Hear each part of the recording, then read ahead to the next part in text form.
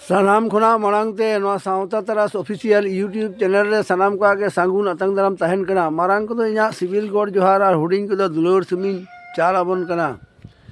मा एनखान तेहेज आर मिद नवा video आगुदिन hedge settle कान ताबोना ओना दो मिद थुती गे थुती दो होयो कना आमा जितकर आड़ांग मा एनखान मुचाद हाबिज बन आंजम साई का मा आमा जितकर आड़ांग दिनम हिलो नवा एआई गोटांग कथा आमते लई में मिद इन दोन सरेस गया दोसार इन दो आदि मारांग सरेस कामी लगी तीन जानाम कना तेसार इन दो आदि केटेज इन कामिया पोना कामी रे इना बहाना बांग तहेना मोड़ेयाना इन दो सनामा इन सिगिल दाड़िया तुरुयाना होड़ा कथा दो बइन तहेना एयाना इन दो जितकेरो सेट गिन लहा चला कना इना जीवन दो आदि गनोंगाना कना इना जीवन दो आदि मार्शल गया बारगेल उमेर होइलेन ताम खान नौका कामी में मिद गाते को सला बारती अड्डा एम कते ऑक्तो आलम खेमाव तमा दोसार इयर की आर लादा उड्रौ दो कम इदिताम तेसार आमा कैरियर लगी ते चेहगाव तहन में पोना जहान मिद नापाय कामी रे जपड़ाव तहे कते आमा उपरुम उदुगताम मोड़ेयाना आमा कैरियर बनाव रे मने उरिजताम आर मिदटंग लक्ष्य छाड़ा गोटाय में तुरुयाना मोड़े सेरमा खाटाव कते आमा कारधानी उदुगताम एयाना मिद दिन हिलो दम जितकेरो गया जुआन अक्तरे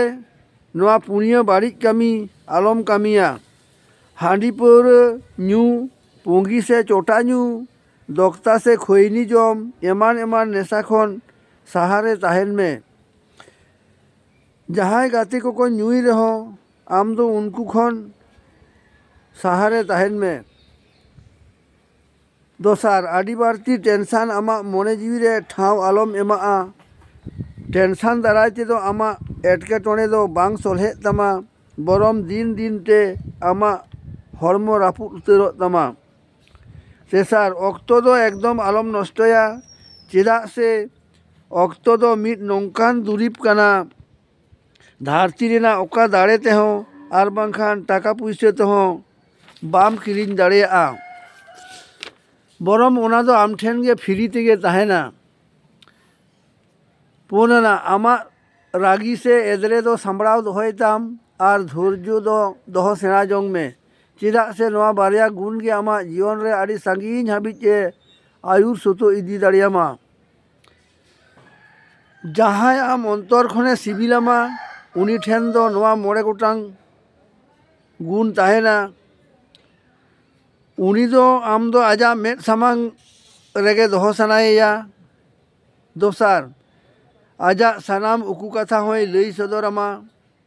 तेसार आम जुदी अचिन्हब हर कोड़ा आर बांखान कुड़ी साला एम रोड़ा ताहले ओना नेल कते उनी दो आड़ी जोरे एदरे आ से रागी आय पोना आम चेतान रे आड़ी बाड़ती रागी उदुगताय मोड़ेयाना आर आड़ी बाड़ती नापाय रे दो आजा दुलड़ होय सप्रोत तया तुरुयाना आमी दुलड़ रिनी धरम एराकी आम साला नौका व्यवहारे उदुगताया एयाना जुदी आमा तेला हे सारिया ताहले खान मने जंग में आम दो आड़ी भाग्यवान हर कनाम आर होय नवा आमा जितकर आड़ांग थुती आंजम कते आमा मने मनेते सारहाव कइं में आर दाया कते नवा चैनल दो सब्सक्राइब कतिन